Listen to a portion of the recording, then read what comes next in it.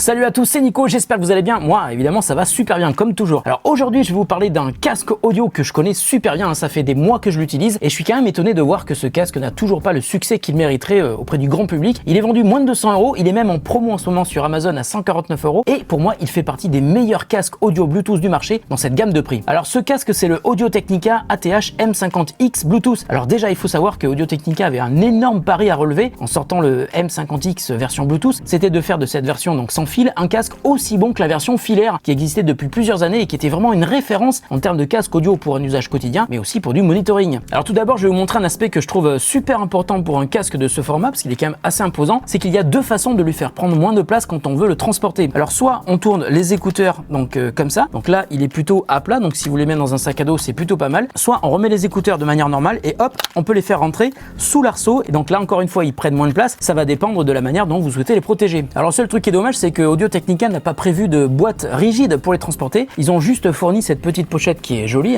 mais qui n'est pas rigide. Alors je vais vous présenter le casque. Alors juste un truc, quand vous le remettez droit, ne vous trompez pas dans la manière dont sont orientés les écouteurs, parce que vous pouvez tourner comme ça et vous apercevez qu'en fait il y a un problème, il faut bien les remettre voilà dans le bon sens. Donc de chaque côté il y a des coussinets qui sont très épais, et puis il y a aussi un truc, c'est l'arceau qui est super rembourré. Quand vous le mettez sur les oreilles, c'est super confortable. Donc le système pour agrandir les arceaux, c'est un système métallique qui ne s'use pas du tout sur la durée, c'est super solide, et on a un détrompeur left-right, donc pour savoir de quel côté il faut mettre le casque sur les oreilles. Alors ensuite, le truc à savoir, c'est qu'il y a des boutons de contrôle qui sont situés sur l'écouteur gauche. Donc là, c'est le bouton pour faire play pause, c'est aussi le bouton pour décrocher quand on vous appelle ou pour raccrocher, et si vous voulez refuser l'appel, il faut laisser appuyer pendant 2 secondes. Ici on a le bouton plus et le bouton moins, donc ça c'est pour le volume, mais ça permet aussi de changer de morceau si vous laissez appuyer plus de 2 secondes. Ensuite on a le port jack stéréo 3.5 avec le câble qui est livré, si vous voulez l'utiliser en mode filaire, c'est tout à fait possible. Et puis un port micro USB, c'est quand même dommage d'en être resté là. Et puis un bouton off et on, donc quand vous mettez sur on, il se met automatiquement en mode Bluetooth, sauf si bien sûr vous avez branché le câble, auquel cas le Bluetooth est désactivé. Alors au niveau des specs, il y a des transducteurs, donc des haut-parleurs de 45 mm, il est Bluetooth 5.0 et il supporte les codecs AAC et aptX. Alors il y a une application mobile Audio-Technica dispo sur iOS et Android, elle permet de mettre à jour le casque, elle permet aussi de lancer les morceaux de votre bibliothèque locale sur votre smartphone, de choisir entre les codecs disponibles sur votre smartphone, mais vous pouvez laisser le choix proposé automatiquement par défaut, et elle permet enfin d'activer ou de désactiver la zone tactile pour l'assistant vocal, on va en reparler. Alors sur ce casque, pour moi il y a deux aspects qui sont super importants, et c'est pour ça que je l'utilise toujours après plusieurs mois. D'abord c'est le confort, même s'il a l'air assez massif, je trouve qu'il est léger,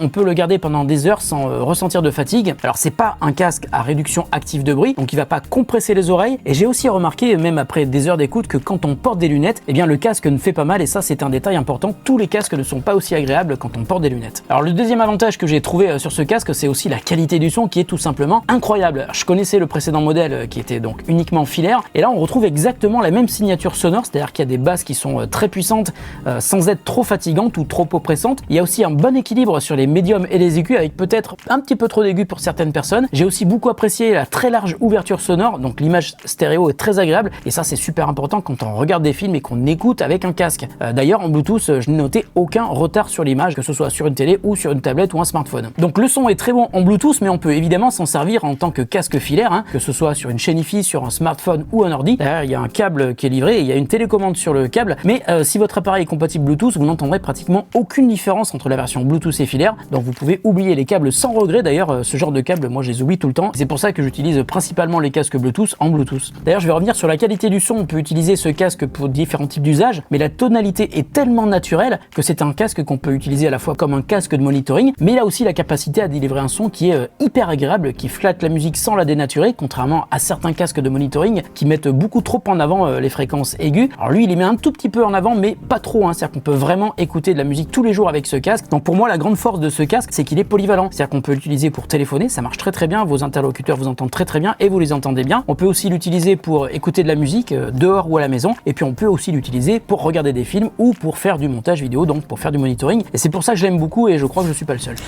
Là je sais que vous êtes en train de vous demander, mais au fait Nico, c'est quoi le monitoring? Alors le monitoring en fait c'est une écoute technique, c'est pas une écoute plaisir. Quand vous allez prendre les transports en commun, quand vous êtes chez vous, quand vous faites du sport, et vous écoutez de la musique et vous avez envie que la musique soit hyper flatteuse avec des aigus et des médiums bien punchy, voilà, ça c'est une écoute plaisir. En revanche pour une écoute plus technique, où on a vraiment besoin d'entendre tous les détails de ce qui a été enregistré, que ce soit des gens qui ont parlé, qui ont chanté, de la musique qui a été jouée, ou tout simplement quand vous faites du montage, par exemple moi je le fais sur Final Cut, j'ai besoin d'avoir un son qui soit hyper précis quand je fais fait des coupures entre différents plans, et bien dans ce cas on a besoin d'un casque comme ça, de monitoring qui soit hyper précis, hyper analytique dans le son. Alors pour faire du monitoring, les casques les plus connus, ce sont les DT770 Pro de Beyerd Dynamic et puis surtout le HD25 de Sennheiser. Ce sont deux super casques mais qui sont uniquement filaires, donc ils sont très bien pour faire du monitoring, mais ils sont aussi très bien pour écouter de la musique à partir du moment où quand vous écoutez de la musique, vous aimez que le son soit très analytique. Et puis il y a un autre aspect qui est hyper important aussi, c'est le confort. Quand on fait du montage vidéo pendant des heures, parfois 4-5 heures voire beaucoup plus, on a besoin d'avoir un casque qui est super confortable sur la tête. Mais l'inconvénient de ces casques là, c'est que eux ils sont uniquement filaires, alors que celui-là qui est un très bon casque de monitoring, si vous enlevez le câble, vous passez en mode Bluetooth et là vous pouvez utiliser en dehors de chez vous, voire même chez vous, branché sur un smartphone, sur une télé, sur un ordinateur pour écouter de la musique, pour regarder des vidéos. Et c'est pour ça que plein de monde aime ce casque et c'est pour ça que plus de monde devrait connaître ce casque parce qu'il est pas cher du tout et il permet de faire plein de choses. Mais ce n'est pas un casque parfait pour autant, la vie serait beaucoup trop belle s'il n'y avait que des produits parfaits. Alors les points négatifs, j'en ai quand même trouvé quelques-uns. Tout d'abord, je vous en parlais tout à l'heure, le port micro USB, c'est dommage de pas encore être passé à l'USB-C, ça aurait permis de charger plus rapidement. Tiens d'ailleurs au niveau de l'autonomie, je vous en ai pas parlé, on a quand même 40 heures d'écoute avec une seule charge. Alors 40 heures c'est vraiment confortable, non je déconne, en fait 40 heures c'est vraiment énorme.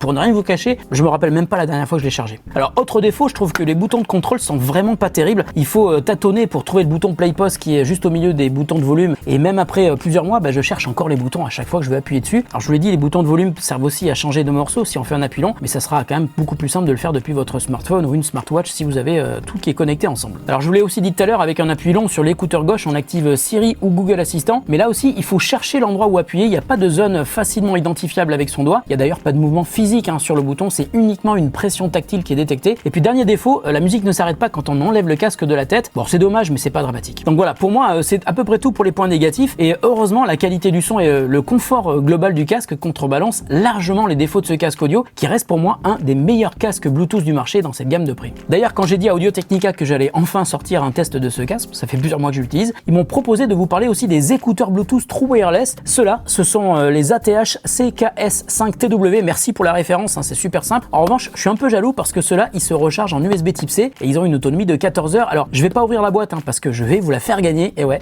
Et pour cela, c'est très simple, rendez-vous sur mon compte Twitter et répondez à cette question hyper difficile, j'avoue. Si vous gagnez les CKS5TW, quel est le premier morceau que vous allez écouter? Bonne chance, jouez bien et si ces écouteurs vous intéressent, je vous mets un lien dans la description de la vidéo et je vous mets évidemment un lien vers le ATH M50X Bluetooth et je vous mettrai aussi un lien vers la version 100% filaire. On se retrouve très bientôt pour parler d'audio ou d'autres choses, on ne sait jamais. Portez-vous bien, prenez soin de vous, prenez soin de ceux que vous aimez, prenez aussi soin de vos oreilles et pour cela, n'achetez pas n'importe quoi pour écouter de la musique, s'il vous plaît. Salut à tous et merci de votre fidélité. À très bientôt.